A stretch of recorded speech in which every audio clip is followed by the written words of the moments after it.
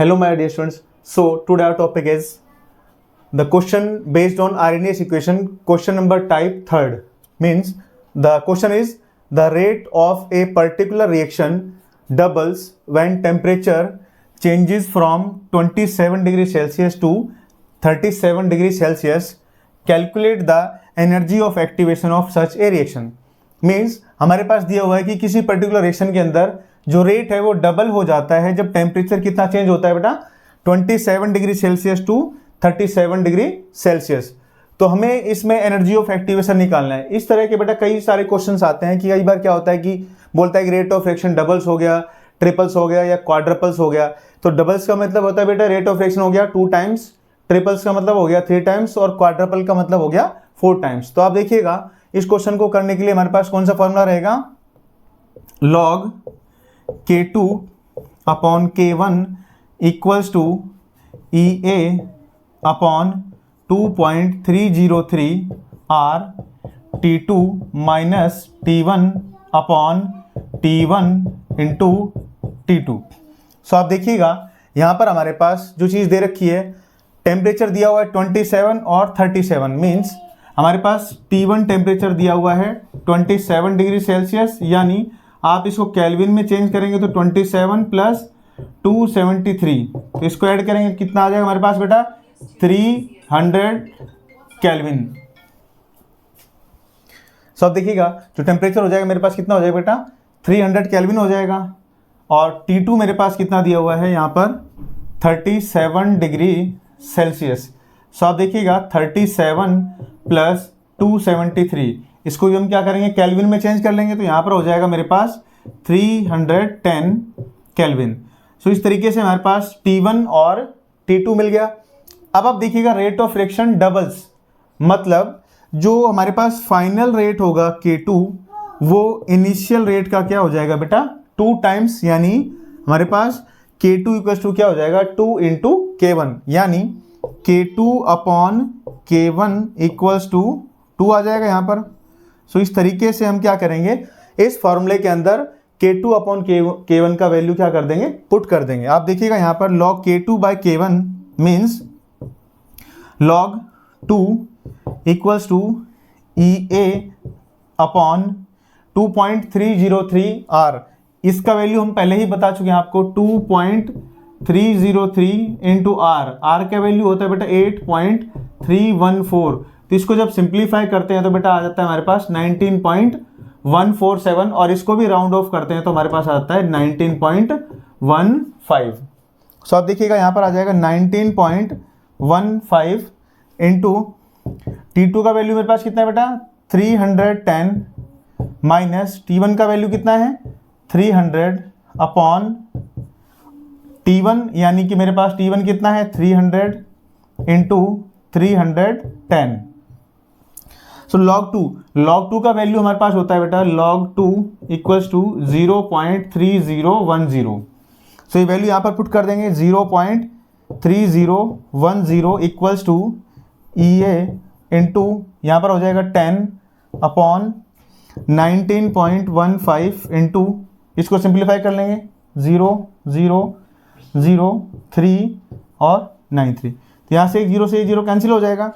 तो हमारे पास ये क्या हो जाएगा, यहाँ से इसको निकालेंगे तो क्रॉस मल्टीप्लिकेशन कर देंगे यहाँ पर, तो एक्टिवेशन एनर्जी यहाँ पर आ जाएगी हमारे पास 0.301 इंटू 19.15 इंटू 9300 इस तरह। सो इस वैल्यू को यहाँ पर सिंप्लीफाई करने के बाद आ जाएगा हमारे पास E इक्वल्स टू 53598.6।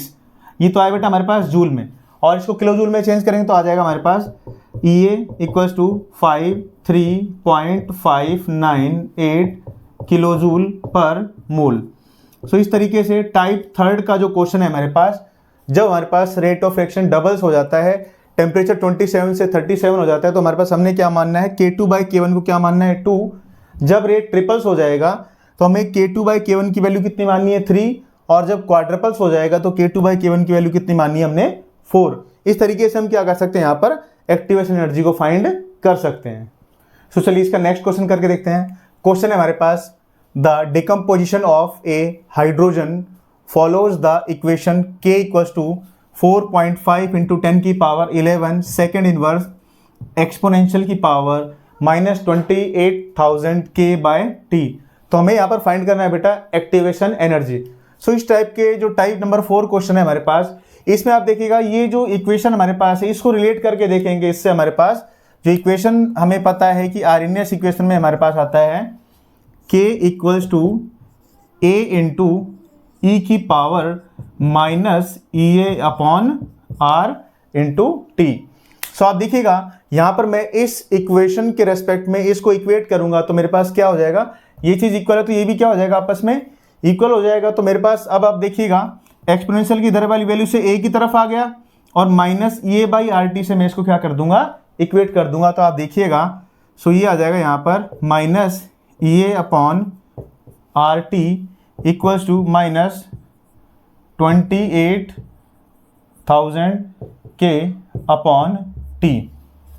सो आप देखिएगा यहाँ पर माइनस से माइनस क्या हो जाएगा, कैंसिल हो जाएगा।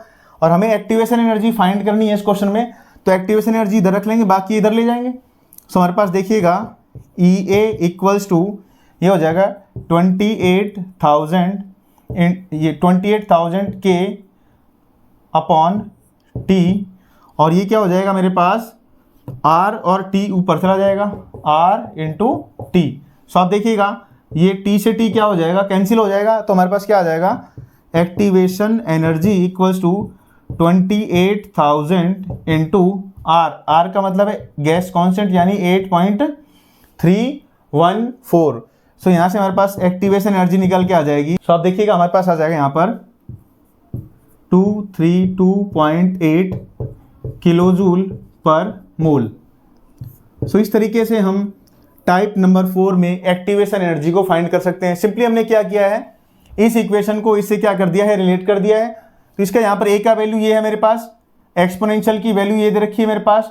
तो इक्वेशन मेरे पास EA/RT की जगह पे मैंने क्या कर दिया, यहाँ पर इसको इक्वेट कर दिया है। तो -EA/RT equals to -28,000 K by T. Minus से माइनस कैंसिल हो गया। तो आप देखिएगा RT क्या इधर चला जाए क्योंकि मुझे EA को फाइंड करना है। तो 28,000 K by T into R into T, तो T से T कैंसिल हो गया और R मेरे पास जो होता है वो फिक्स होता है 8.314। इसकी वैल्यू को क्या कर देंगे, हम मल्टीप्लाई कर देंगे। तो ये हमारे पास कितना आ जाएगा 232.8 किलोजूल पर मोल। सो आपको हमारी वीडियो अगर अच्छी लगी तो प्लीज़ इसको लाइक करें, शेयर करें, सब्सक्राइब करें और बेल आइकन को प्रेस करें। Thank you.